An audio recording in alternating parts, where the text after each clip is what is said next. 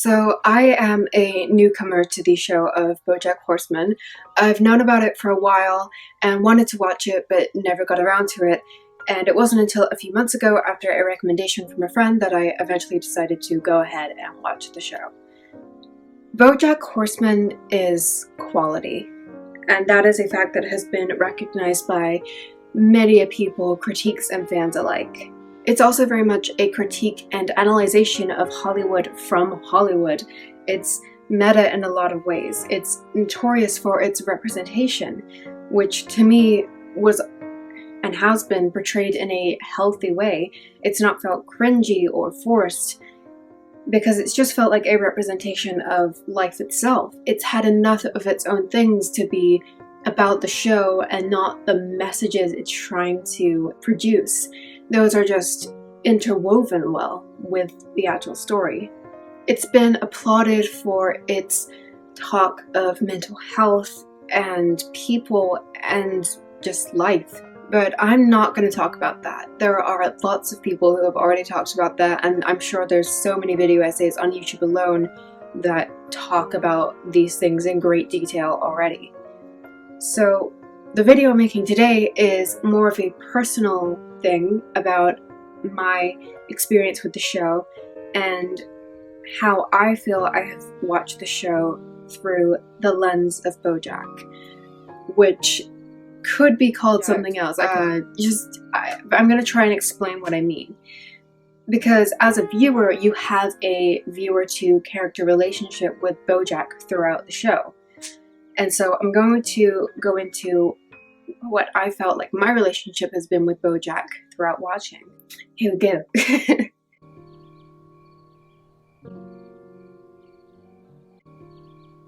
So when we meet Bojack in season 1, we see that he is a horseman who back in the 90s was on a very famous TV show.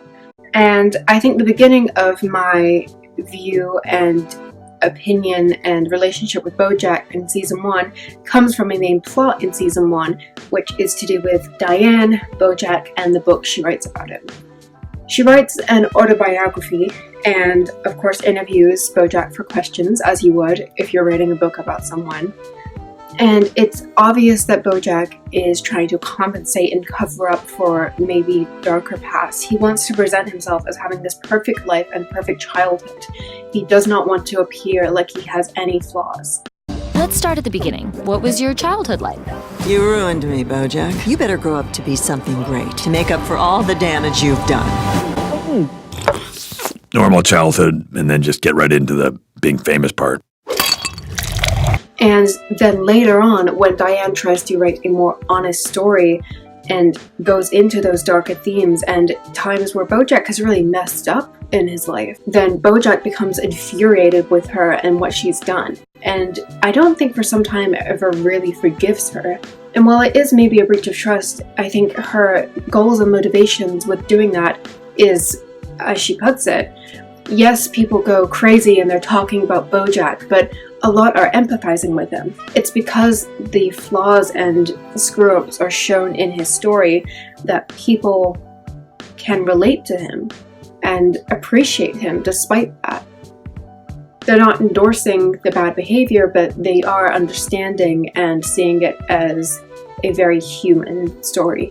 And that is where I felt as an audience member. I didn't agree with a lot of things that Bojack stood for or was, but I related to him on a human level of the things that had happened to him, and as I found out more about it, I could only empathize with him more. Especially when you go into his childhood and everything that he's been taught. And I think having fame of any age can impact you greatly and really mess with your morals. And so I think those early seasons do introduce you to all those things. I think it isn't the darkest few seasons, but it does explore a lot of things in depression, especially when it comes to Bojack. And I felt like I was going on that journey with him, which brings us to a little show called Hollywood Stars and Celebrities. What do they know? Do they know things? Let's find out. Hosted by the extremely positive, happy Mr. Peanut Butter. Bojack goes onto the show a changed person since the pilot, but still very much himself. He's messed up in some of the things that he's done and is still in a very dark place despite what he has. And due to a plotline with Daniel Radcliffe on the show, only seems to get angrier within these episodes. Which brings us to the moment where Mr. Peanut Butter, as I said, a usually very positive person, calls Bojack out on this. He starts saying that Bojack has all these things, a girlfriend that loves him, he's starring in his dream movie, he lives in this great house. I'm paraphrasing. Mr. Peanut Butter. No, tell me. Because I'm jealous. Of what? Diane? No. Of everything. Everything comes so easy for you. Oh, and it doesn't for you. You're a millionaire movie star with a girlfriend who loves you, acting in your dream movie. What more do you want? What else could the universe possibly owe you? Bojack has all these things, which as a viewer was a wake up to me as well. Of course I knew it, but it wasn't this information that I was thinking about. Because I was following the journey with Bojack through the lens of Bojack, I wasn't ever thinking that, oh, look at all these things he has, why isn't he happy? Because I understood him. And hearing those lines from Mr. Peanut Butter, I think was as much a slap in the face to me as it was to Bojack. Because I hadn't even thought of all these things that he'd had. I mean, he was portraying his childhood hero in a movie, not to mention a number of other things. And while it did make me think, it obviously didn't change the fact that just having things does not make you happy. There's loads of diagrams and theories on what can cause happiness, but we understand that there is a general pyramid of things that fulfill us in life. And while Bojack may fall under the realm of having lots of physical things, houses, fame, money, his mental health and inner stuff, which is the technical term, is not fulfilled, and it's not healthy. And that is why he can't be happy. So from that point, I think I was kind of in a similar place. I was kind of in that place with my relationship with Bojack as a viewer throughout the show.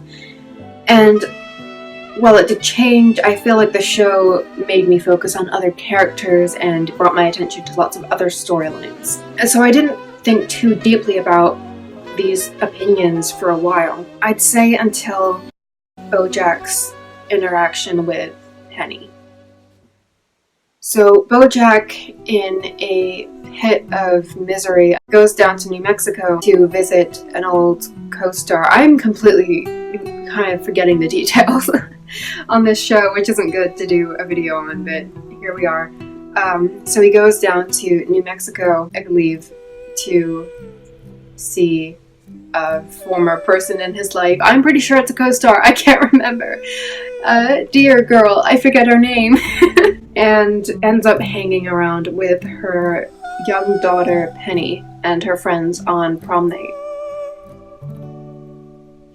That is an episode, I believe it's season 3, which Bojack carries throughout season 3 and carries throughout the rest of the show. To put it bluntly, the episode explores this idea that Bojack could hook up with this very young, very impressionable girl, which he knows is not okay, we know is not okay, and so he declines. Until he tries to get with the mother. After her rejection, he ends up back in a boat with Penny, which is kind of sickening to think about. I mean, it's easy to talk about when we're thinking of a cartoon horse and animals in animation, but this is very much a story that happens everywhere, and so it's tragic to think of. The thing I want to talk about with Bojack and his interactions with Penny is when it does come to the what we'll call the boat incident. The thing that I noticed the most with that was we see it from the mother's perspective.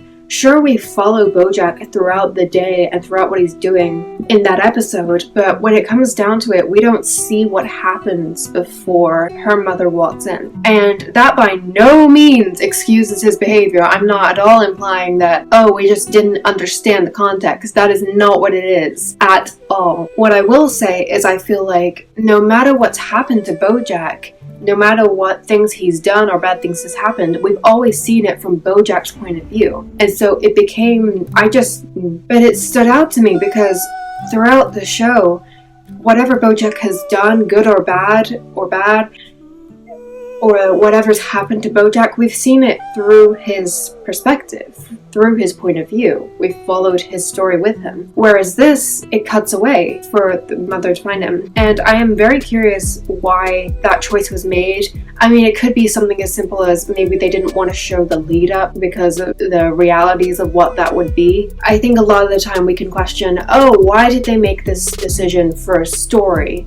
When so many things can impact what the story ends up being that have nothing to do with actual writing, whether it's marketing or commercials or anything it could end up being. Now, at the time, I had a lot of quick opinions and thoughts as the scene was happening, and because I was thinking about the fact that I wasn't seeing it before, which, like I said, not excusing anything, but I was thinking, oh, do I not know what's happened because I've not seen Bojack's side? Do I not fully understand? I was thinking, oh, maybe I'm just being really dumb because it's clearly implying what has happened. I completely forget what my point was. I had a point about this. I forget. I guess I just noticed that it was out of his perspective. I don't know. I'm sorry. I forgot my point. So that's Bojack and Penny. I wasn't going to talk about Sarah Lynn at all, but I've just kind of been thinking. I won't really talk about the entirety of Bojack and Sarah Lynn's relationship, but I think what I will talk about is the episode where she dies. I think, so upon the beginning of that episode, I kind of knew that Sarah Lynn was going to die. I was expecting it for her character for a long time just because I was like, given her circumstances and the tone of the show, I feel like they are going to kill her off because she is going to die. She's a drug addict. They cannot have a show without consequences. That stuck out to me again because the episode begins from Sarah Lynn's point of view. It shows her in her house, and while you can see that she's struggling to be sober, she's doing it. She's making her smoothie, she's knocking off dates on the calendar. She's making progress in her life, and we're seeing it out of the eyes of Bojack, even for a second. To which Bojack calls her up, and she immediately drops everything. Which, sure, friends drop plans for friends all the time, but this is a huge part of her health and well-being and literal survival. And to me, the way that this episode starts off felt like the show was trying to show us that Bojack causes destruction wherever he goes because he's thinking only of himself. He empathizes with other people and he knows what he's doing is wrong, but he doesn't improve. Which, while would paint a somewhat villainous figure, I think we can all relate to. So it's such a difficult back and forth. I think Bojack throughout every season of the show has been on a road to self-improvement, but because he gets trapped in his own trauma and past, he feels that he needs to go and do these things. And while he knows it's not justified by his past, he knows that's the reasoning for it. And I think a lot of us can relate to that because when we're in our dark places, we maybe know that we shouldn't be doing certain things or that certain things aren't okay, but we're just hurting too much to have to be that knowledgeable. It's kind of like when your brain falls asleep and you'll have dreams, and sometimes you'll wake up thinking, how on earth could I not realize that that was not real? And, well, I'm not going to go into the science of it because I don't know it. But when you're asleep, you know, your brain's not fully functioning. You're not fully understanding. You can, on occasion, it can happen. You can realize that it's not real, but all in all, those parts of your brain that can sense reality and like what should be happening and what would make sense aren't there. They're not working. They're not up. They're gone, they're unconscious. And in a lot of ways, it could be the same as when we're talking about when we're in our dark places or when we're dealing with things and we'll just go out and do whatever because we're hurting. So Bojack has a lot of moments like that. I think he has a lot of people and a lot of women in his life. I mean, sure, he hurts Todd, but Todd seems pretty forgiving. But he seems to upset Diane. He causes issues with Penny, with Hollyhock, with Princess Caroline even. A lot of women in his life he seems to hurt, but they seem to forgive him in some cases. But they're still affected. They're still severely affected by what's happened. Which kind of brings me on to season 5. Or it may be season 5, it may also be the first half of season 6. I can't honestly remember. But season 5 the season 5 and the first half of season 6 mush was the worst season for me. Not its storytelling, not that it was a bad show or this was like the worst from a storytelling perspective. It was just the worst experience for me as a viewer because it felt so twisted and dark and made me uncomfortable. I think especially when it starts to go into the plot lines, which have been throughout the show. It's not like it just suddenly appeared, but it seems to continue to go heavily into the topics of sexual harassment and being taken advantage of. And there's this long conversation between Diane and Bojack. And Diane and Bojack have this sort of long friendship, which I even sort of, it feels weird to talk about like shipping in this kind of video, but I even shipped them at some point because I thought they were a good match. I kind of liked them together. This was earlier seasons though. And they are friends because they're both Zoes. No, oh no, is it Zelda? No, it's Zoe's, isn't it? Who knows? But they're both Zoe's. Or Zelda's, if I'm forgetting wrong, but I think it's Zoe's. They're both Zoe's. Say Zoe 5 times. Yeah, I think Diane can relate. She's the source of that original idea of, I relate to you, I empathize with you, because you're human. And they have this long conversation in the, I forget which episode. It's like season 5, first half of season 6-ish. I don't know. Y'all clearly can recognize I don't have my facts.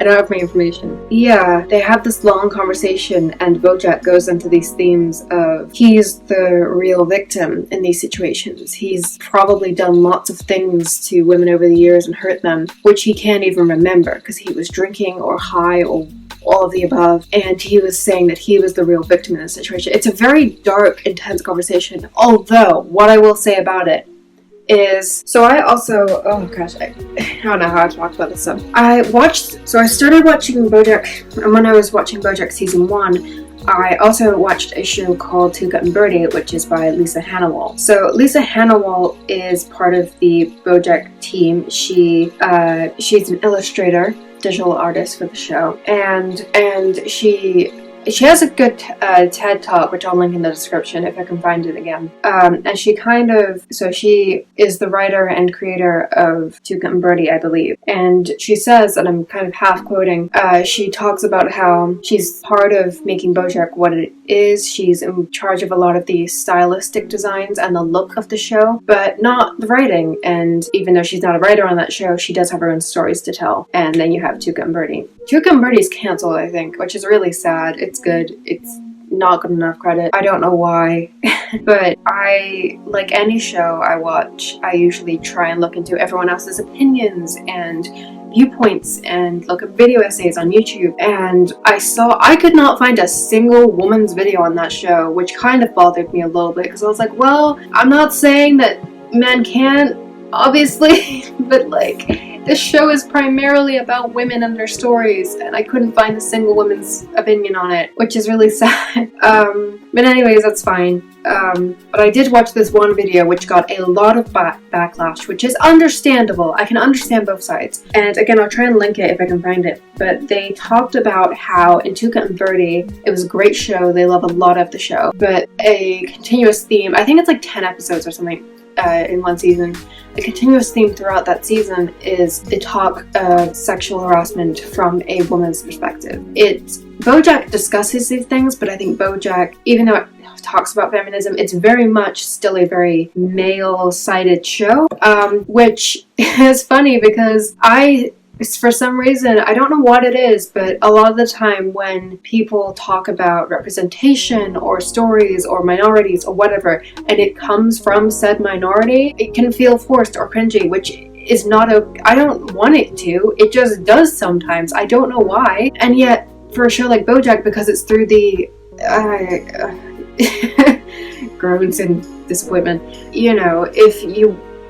if you want, you could even paint Bojack as just, even though he's a horse, you could paint him as being the white, older male figure. I don't know, hearing the stories through that, hearing the female stories, hearing all these stories through that perspective, somehow is easier. Like, somehow it doesn't, seem bad, which is kind of messed up in its own right, but I don't know, it's interesting. But anyways, I watched a video essay on Tuca and Birdie, and they talked about some of the scenes, and they said it was good, but they were maybe saying that they could have almost gone further and explored the side of the aggressor, the often males in those situations.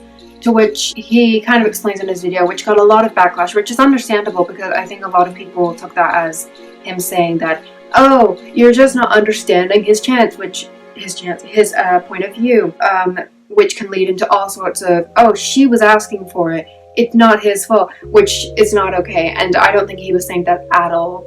I think what he was saying was kind of what Bojack does, which Bojack seems to kind of push their story places where it doesn't really feel the need to wrap it up. It can do if it finds its way. Life finds a way, but it doesn't prioritize it. In fact, it really goes out of its way to push its exploration on the messed up side of things. It goes into these conversations of, okay, let's hear the male's perspective on, you know, what it's like to probably sexually harass many women over decades and think that he's the victim. Not because we're saying he's right or agreeing with him, but we're just hearing it because we're hearing all sides of the equation. And I think, while it made me uncomfortable, I think just because something's uncomfortable doesn't mean that it shouldn't be explored. I think just because we're talking about something, it doesn't mean we agree with it. We're just saying that it should be a discussion. Anyway, so yeah, season 5, first half of season 6, that was my first huge downfall with my relationship with Bojack as a viewer, because like I said throughout this video, I've always felt this kind of forgiveness, and I think a lot of people do, even in things as basic as like sitcoms or whatever. There's always this kind of guys acting like, I mean, it's in older shows but newer ones as well, maybe not so much now, I don't know, but there's always guys acting and doing these not okay things which either haven't aged well or they're still going on today, I don't know. And there's these female characters in the show which seem to always forgive them for what they're doing because underneath they know they're a good person. I think one of the most interesting cases of this in recent years is the Big Bang Theory, which that's like a whole other thing. I'll try and link some videos talking about it, but in that show especially, it kind of has that nerdy archetype which has been in a lot of fiction throughout the years on, oh, because they're a nerd and not like this big alpha jock type, it's harmless, which is not the case. It's creepy and horrifying. You are no less scary because you don't have a 10-pack. That's not how this works. Your behavior is not excusable. Yeah, and I think there's an episode in The Big Bang Theory where Penny straight up says to Howard, the resident creep of that show, it's not a compliment. These are not compliments. They make me uncomfortable. I'm speaking like from Penny's point of view here. These aren't compliments. These make me uncomfortable. This is not okay. How is it supposed to be a dance if I'm the only girl? Well, that may be a slight exaggeration. You'd be the only doable girl. I know you think you're some sort of smooth-talking ladies' man, but the truth is you are just pathetic and creepy. So what are you saying? I am saying it is not a compliment to call me doable. It is not sexy to stare at my ass and say, ooh, it must be jelly because jam don't shake like that. And most important, we are not dancing a tango. We're not toing and froing. Nothing is ever going to happen between us, ever. Wait a minute. This isn't flirting. You're serious. Flirting? You think I'm flirting with you? I am not flirting with you. No woman is ever going to flirt with you. You're just going to grow old and die alone. That episode ends with him getting punched in the face after he tries to kiss her, and it ends with him making a joke about how he's halfway to pity sex. There's no progression because he gets his feelings hurt. No. Because that episode explores that, and because he gets his feelings hurt, it forgives him. No.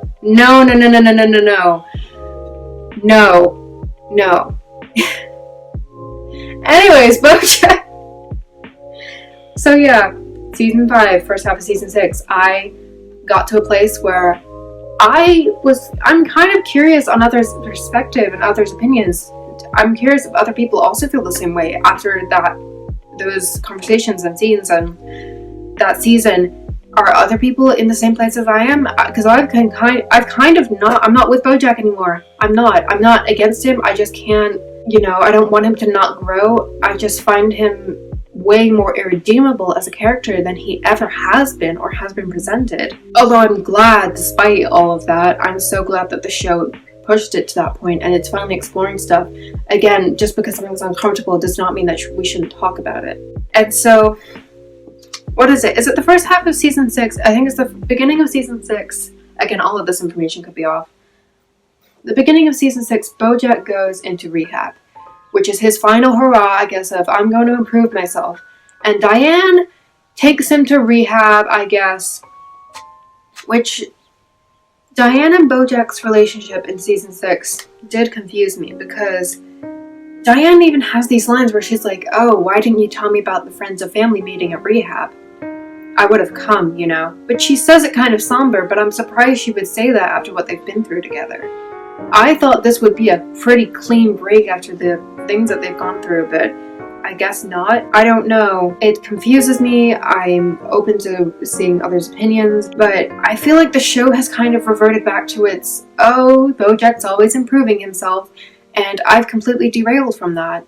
I've completely found him irredeemable throughout that season. I'm not saying... I mean, I was at a point where I was thinking, what can he do now? He can't redeem himself. He's just gonna have to try and do good until he dies, and then that's it. Which I don't think is the best thought for me to be having, but it was just in the moment, and I'm trying to discuss what is uncomfortable. So yeah, that's where I'm at. And now it's the question of, where is he going now? And I'm very curious on what other people think, if they are in a similar place that I am. And I'm super excited, nervous, interested in where the show is going to go and where the show is going to end. And I wish I had a better conclusion, but until that happens, this is very much an open book. And until then, I'm just thinking about my relationship with Bojack from character to viewer and my experience with the lens of Bojack. Nailed it.